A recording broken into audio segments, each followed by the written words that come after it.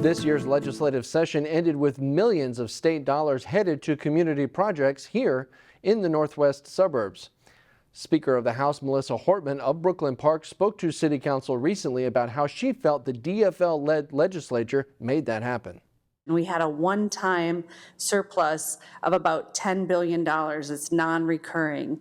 And so the challenge there was, how do you make an impact knowing that that money's not going to be there over time in the future? Hortman's Northwest suburban counterpart in the Senate, Ann Rest, also reflected on her party's accomplishments. I had the chance to ask her if she thought the DFL would pass nearly its entire agenda. I didn't think we would have fulfilled such a complete agenda as we have, and also managed to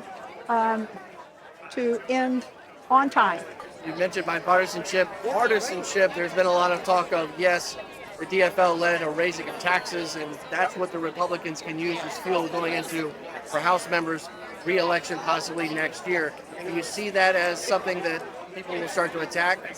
DFL, senators, House members as well? Well, they certainly can't say that about the tax committee. We have the most bipartisan group in the legislature, in the Senate, and we work together. There are many GOP initiatives in our tax committee. The two members of the Republican Party who are on the tax committee worked very closely with me. They were excluded from nothing in terms of bringing that bill together.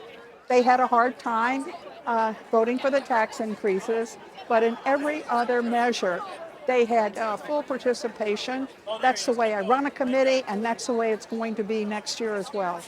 We have really spoken to and heard from Minnesota families, and that they are encouraging us to move forward with the values that are embodied in our bills, and certainly under the leadership of Governor Walz, who has been extraordinary in his support for legislative initiatives that are going to help us be a leader in the country.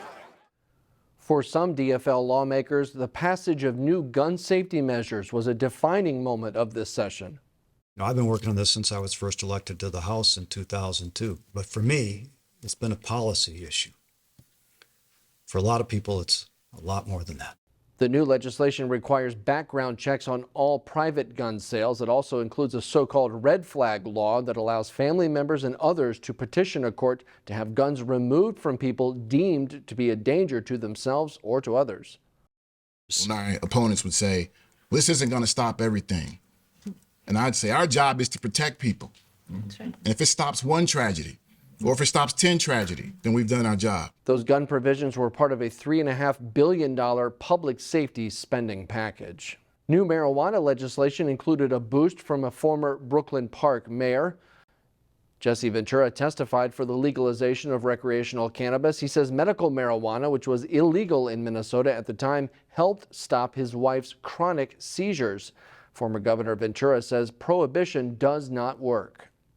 This is a huge day in our family's life because prohibition will now end. It's going on longer than I've been alive. The prohibition of a plant made by God.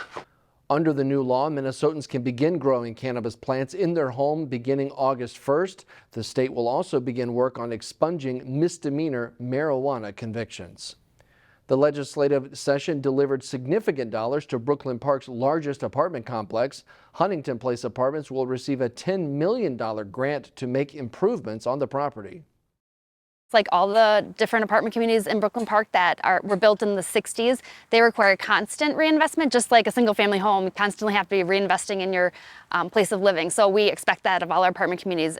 The apartment complex, owned by the nonprofit Aon, has faced criticism over the years for the living conditions and the security and the crime. Another local place that will see a state boost is the Crystal Cove Aquatic Center, because the community pool needs a major fix.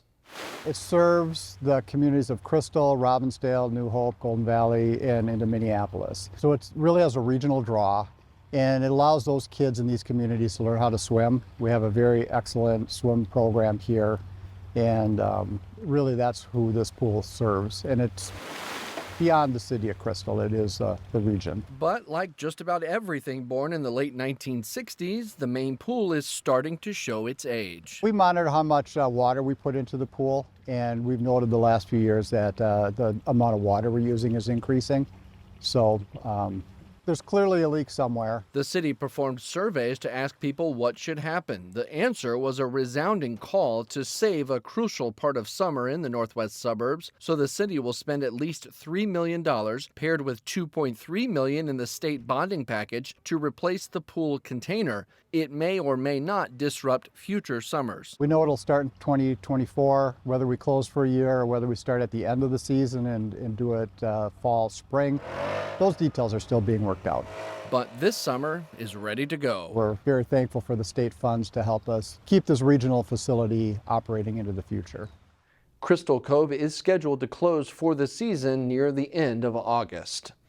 Finally, Golden Valley got a head start on what it needs to build a new fire station. The city received $3 million in this year's bonding bill to buy property and start the design phase of the station. Next year, the city plans to ask for another $7 million from the state for construction costs. That would be about half of the total construction cost.